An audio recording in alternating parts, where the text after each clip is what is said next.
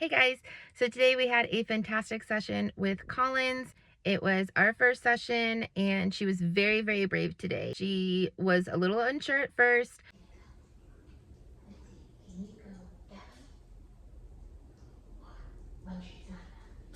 about coming out. Mom was in the office.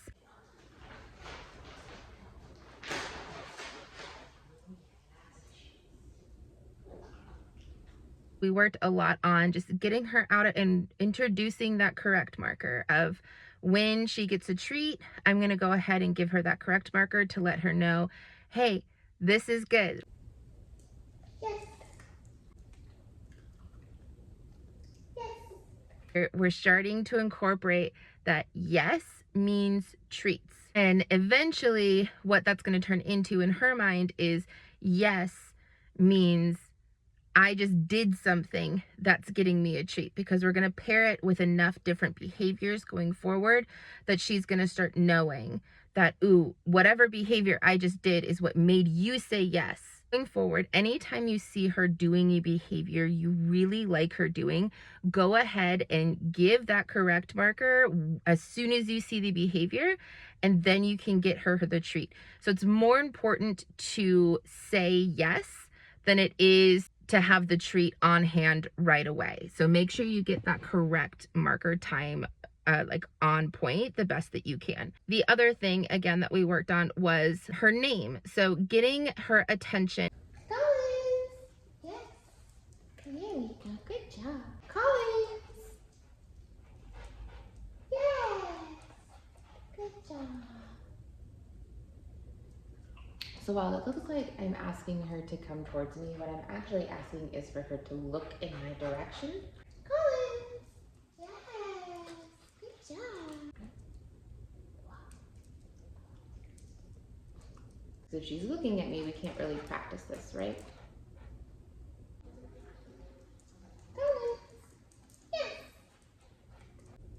Now, especially for a dog who has low confidence, once she really starts to understand to look directly at you, a good idea is to go ahead and start giving that correct marker as soon as she actually makes eye contact, so that she understands to like fully check in and not just look in your general direction. But in the beginning, get that general direction idea down, and then you can fine tune to eye contact. And for the next like 2 weeks or so, anytime you say her name, no matter how you feel, even if you're like really frustrated, really angry, go ahead and mark with that correct marker and give her a treat when she gives you that attention. And this is going to do a couple of things.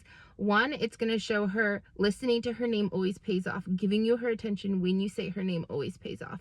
The other thing that it teaches her is, even if you guys sound different, even if you guys sound angry or frustrated or sad or whatever, even if the tone changes, the pattern stays the same. This way, even if you get frightened about something, like if she gets loose out of the house, or if there's a snake in the backyard, or if you're really upset because she just ran off and you're trying to get her to come back to you, right? She's still going to respond with attention the same way, even if you said it in like your happy, super like trainy, hey, this is awesome voice, right? We want her to respond no matter how you sound. So in order to do that, we have to incorporate it in those sounds as well. If you're not naturally the type of person to have fluctuating emotions, go ahead and try different versions of that sound as you go forward, so that that association starts to happen. Today, we were able to lure into a full sit position, which is booty on the ground. Yes. When it comes to luring, I want to make sure that we are rewarding for small movements, right? If we can see that she's hesitating, but she's trying, that gets a correct marker. Yes.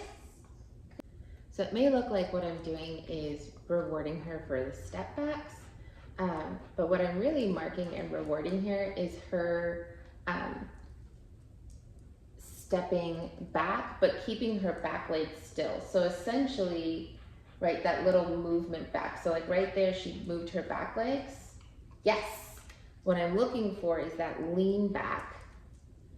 And I'm not waiting for a full SIT here. The reason I'm doing that is, again, because she's low confident. I don't want to lower her confidence more. I really want her to learn that following the treat, yes, pays off. And that's just gonna build her confidence to do it. Yes, going forward, and we got it. Yes, we got one. Woohoo! Look at how smart you are. Look at how smart you are. Yes! And now I'll go ahead and give that correct marker for that booty on the ground. Now, if she's stuck with the booty on the ground, I don't want to like force her out of it by pulling on the leash or on her collar or anything like that. Instead, I'll wait for her to get out of the position, or I'll toss a treat away and then do the same thing as that last, where I'll toss it. She'll get out of position. And if she's looking away from me, I'll get her attention with that name. And I'm always going to mark and reward for her name for a little while. Anytime that I use it and she responds with giving me attention, she's gonna get a treat. Even if we're focused on something else, I don't wanna skip that step.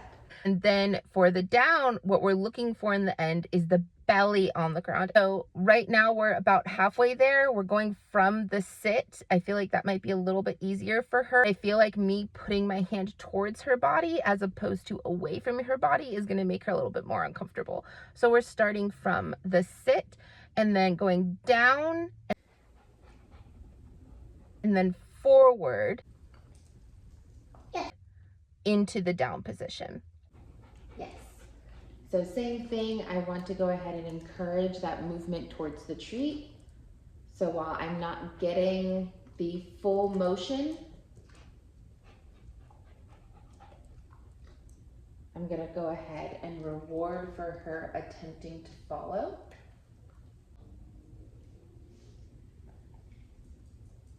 Ooh, if the booty comes out, the treat comes back up. What?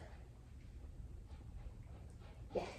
Okay, so we're getting to the point, we've got the going like down from the sit, and now we're working on the going forward so that she comes down and then goes out into the down position. Very last thing that I was working on is the leash. Now, you guys are probably going to have a different leash than me, and I don't know if you guys want to put her on a harness or not. I don't think we talked about it in the evaluation, so go ahead and let me know. Send me a quick text if you want her on the harness or if you guys want her on a leash. I can train either one.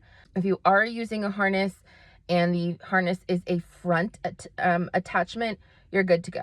If you put the leash attached to the back, that's not a great harness to use, and it could really make it a lot harder to, one, teach pressure release, but also it makes it easier for her to pull you guys. And while I don't think we're going to have an issue necessarily with her pulling you guys towards something she wants, I can see her pulling you guys away from something she doesn't want. Go ahead and let me know that as well, because we're going to want to change that setup up a little bit, and I can give you some recommendations on harnesses to get if you guys have a back attachment. What I did today was I introduced having the leash around and starting to put her head through the loop. There was definitely some negative association there. All right. So right now, what I'd like you guys to do, whether or not it's a harness, whether it's just a leash, I want that association to start happening with you guys too. So take the leash and go ahead and go in the leash present, holding the leash and still having her approach. We never want to put the leash towards her. You'll see in the video, I'm holding the leash with one hand, or I have it like draped over my hand as a bracelet. She's more likely to do it. So what I'm gonna do first is I'm just gonna wear it around my hand like a bracelet. Yeah. To show them that just because it's present doesn't necessarily mean it's gonna be going over anyone's head. So it's moving, it's making noise, right? It's present, but it's not really going to be changing anything. I don't want the association of the leash to mean pressure to perform. Because right now you can see she kind of looked at it like, oh, I don't know about that. I know what that means. I'm not ready to go outside with you yet. Outside is scary. I don't necessarily want that association. So by having it present and not ending that way is breaking that association. Depending on how strong that association that she currently has is how long it will take or how many sessions of this it will take for that association to break. Never want to like look like I'm about to hook it on her or put it over her head, right? I want her to be the one to come towards the leash in order for me to attach it to her.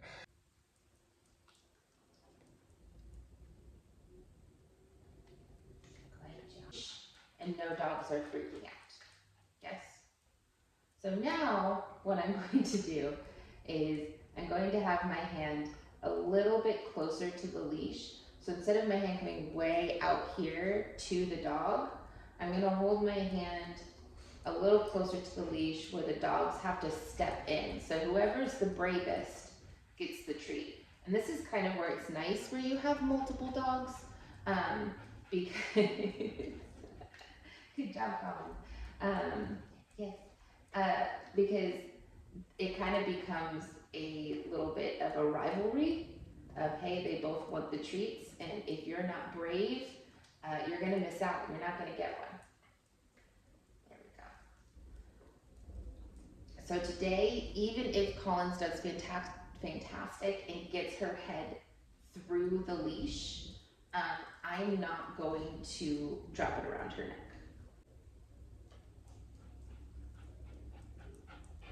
Yes. And same thing, if she tries to come around the leash, yes, instead of going through, that treat just moves. Yes.